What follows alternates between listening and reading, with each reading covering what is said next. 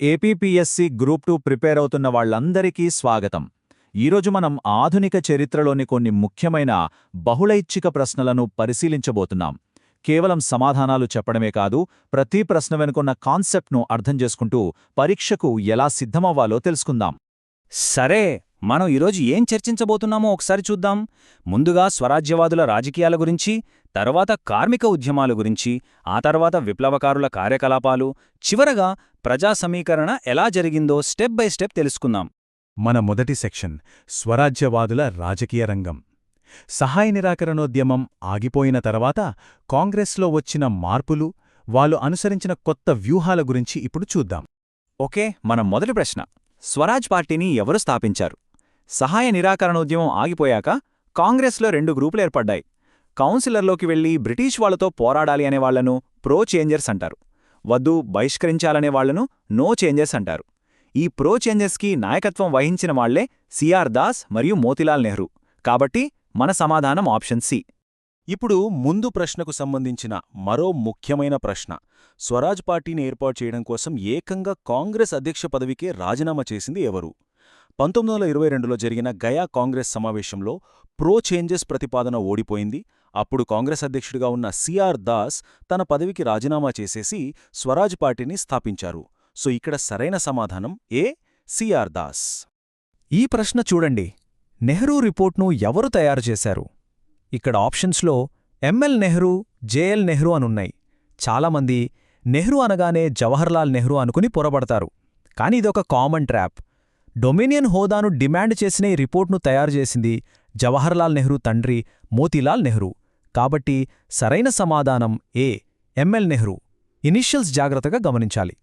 సరే, ఇప్పుడు మన రెండో విభాగానికి వద్దాం. ఒకవైపు రాజకీయాల్లో మార్పులు జరుగుతుంటే సమాంతరంగా దేశంలో మరో శక్తి ఎదుగుతోంది. అదే కార్మిక వర్గం. వాళ్ల ఉద్యమాలు, సంఘాల గురించి కొన్ని ప్రశ్నలు చూద్దాం. ఇది చాలా ప్రాథమికమైన ప్రశ్న.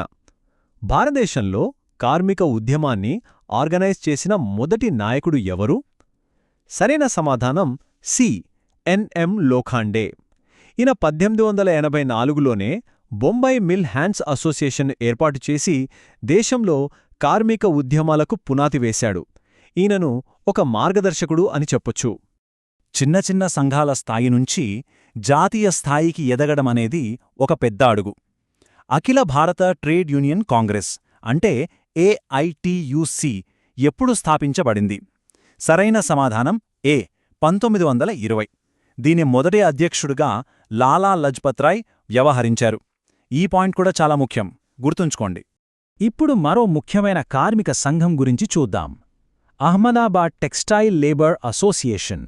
దీని ప్రత్యేకత ఏంటంటే ఇది గాంధీజీ సిద్ధాంతాల మీద నడిచింది.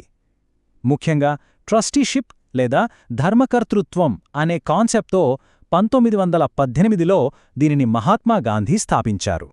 సహాయ నిరాకరణోద్యమం ఆగిపోవడంతో నిరాశ చెందిన ఎంతోమంది యువకులు అహింసా మార్గం మీద నమ్మకం కోల్పోయారు. వాళ్లు సాయుధ పోరాట మార్గాన్ని ఎంచుకున్నారు. ఇప్పుడు మన మూడవ విభాగంలో ఈ విప్లవకారుల గురించి తెలుసుకుందాం. 1920లలో విప్లవాత్మక కార్యకలాపాలు మళ్లీ ఎందుకు ఎక్కువయ్యాయి? ఇక్కడ ఇచ్చిన ఆప్షన్స్ అన్నీ ఏదో ఒక రకంగా సంబంధం ఉన్నవే అనిపించొచ్చు. కాని అన్నింటికన్నా బలమైన, తక్షణ కారణం బి, గాంధీజీ సహాయ నిరాకరణోద్యమాన్ని అకస్మాత్తుగా నిలిపివేయడం. ఈ నిర్ణయం యువతను తీవ్రంగా నిరాశపరిచి విప్లవ మార్గం వైపు మళ్లించింది. ఇదే సమయంలో మన దేశంపై అంతర్జాతీయ సిద్ధాంతాల ప్రభావం కూడా పడింది. కమ్యూనిజం అందులో ఒకటి. భారతదేశం బయట అంటే తాష్కెంట్లో కమ్యూనిస్ట్ పార్టీ ఆఫ్ ఇండియాను స్థాపించిన కీలక వ్యక్తి ఎవరు? ఆయనే డిఎంఎన్ రాయ్. ఈయన అంతర్జాతీయ కమ్యూనిస్టుద్యమంలో ఒక ప్రముఖ భారతీయుడు. విప్లవ చరిత్రలో కాకోరి రైలు దోపిడీ చాలా పెద్ద సంఘటన. ఈ కేసులో అరెస్టైన వాళ్లని కాపాడటానికి ఒక డిఫెన్స్ కమిటీ వేశారు. దానికి ఎవరు అధ్యక్షత వహించారు? ఇది గుర్తుపెట్టుకోవాల్సిన ఫ్యాక్ట్. సమాధానం బి, గోవింద్ బల్లభ్ పంత్. అదే కాకోరి కేసుకు సంబంధించి మరో ఇంట్రెస్టింగ్ ప్రశ్న. ఈ కేసులో చాలామంది పట్టుబడ్డారు. అష్ఫాకుల్లా ఖాన్, రాంప్రసాద్ బిస్మిల్ లాంటి వాళ్ళకి ఉరిశిక్ష పడింది.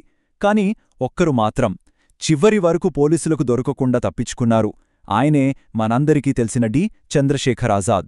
విప్లవకారుల పద్ధతులను విమర్శిస్తూ Gandhiji the cult of the bomb అని ఒక ఆర్టికల్ రాశారు. దానికి సమాధానంగా తమ మార్గం ఎందుకు సరైనదో వివరిస్తూ విప్లవకారులు రాసిన ఆర్టికలే the philosophy of the bomb. దీనిని రాసింది భగవతి చరణ్ బోహ్రా. భగత్ సింగ్ కూడా దీనికి సహకరించారు. సరే, ఇప్పుడు మనం చివరి విభాగానికి వచ్చేశాం. విప్లవకారుల పోరాటం ఒకవైపు నడుస్తున్నా దేశవ్యాప్తంగా ప్రజలందరినీ కదిలించే ఒక పెద్ద ఉద్యమం అవసరమైంది. అదే శాసనోల్లంఘన ఉద్యమం. దానికి దారితీసిన పరిస్థితులేంటో ఇప్పుడు చూద్దాం. ప్రజా ఉద్యమం మళ్లీ ఉవ్వెత్తున ఎగిసిపడటానికి ఒక ముఖ్య కారణం సైమన్ కమిషన్. ఇక్కడ ప్రశ్న, అది ఇండియాను ఎప్పుడు సందర్శించింది అని. గుర్తుంచుకోండి, కమిషన్ ఏర్పడింది 1927లో, కానీ వాళ్ళు ఇండియాకు వచ్చింది మాత్రం 1928లో.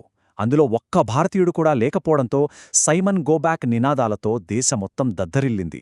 అదే సమయంలో బ్రిటిష్ ప్రభుత్వం వేసిన మరో కమిటీ, బట్లర్ కమిటీ. దీని ఉద్దేశమేంటి? సింపుల్గా చెప్పాలంటే, బ్రిటిష్ పాలనలో ఉన్న ఇండియాకు, స్వదేశీ రాజుల పాలనలో ఉన్న సంస్థానాలకు మధ్య సంబంధాలను పరిశీలించడానికి దీన్ని ఏర్పాటు చేశారు. సో సరైన ఆప్షన్ డి. దేశవ్యాప్తంగా ఉద్యమాలు జరుగుతున్నప్పుడు వాయువ్య సరిహద్దు ప్రాంతంలో ఒక శక్తివంతమైన అహింసా ఉద్యమం నడిచింది. అదే ఖుదాయీ ఖిద్మత్కార్. దీన్ని నడిపించిందెవరు? ఆయన్ని సరిహద్దు గాంధీ అని కూడా పిలుస్తారు. ఆయనే ఏ. అబ్దుల్ గఫార్ ఖాన్. ఉద్యమాన్ని మరో స్థాయికి తీసుకువెళ్లిన చారిత్రాత్మక సమావేశం ఇది. శాసనోల్లంఘన ఉద్యమాన్ని మొదలుపెట్టే పూర్తి అధికారాన్ని కాంగ్రెస్ వర్కింగ్ కమిటీకి ఎక్కడిచ్చారో అది 1929లో జరిగిన లాహోర్ సమావేశం. ఇక్కడే పూర్ణ స్వరాజ్ తీర్మానాన్ని ఆమోదించారు. ఇది చాలా చాలా ముఖ్యమైన సమావేశం. శాసనోల్లంఘన ఉద్యమానికి శ్రీకారం చుట్టిన సంఘటన దండియాత్ర. ఈ తేదీ చాలా ముఖ్యం. గాంధీజీ సబర్మతి ఆశ్రమం నుండి తన యాత్రను ప్రారంభించిన రోజు 12 మార్చ్ 1930. ఇది ఉప్పు సత్యాగ్రహానికి నాంది పలికింది. ఇది కొంచెం ఆలోచించాల్సిన ప్రశ్న. ఉప్పు సత్యాగ్రహం యొక్క అంతిమ లక్ష్యమేమిటి?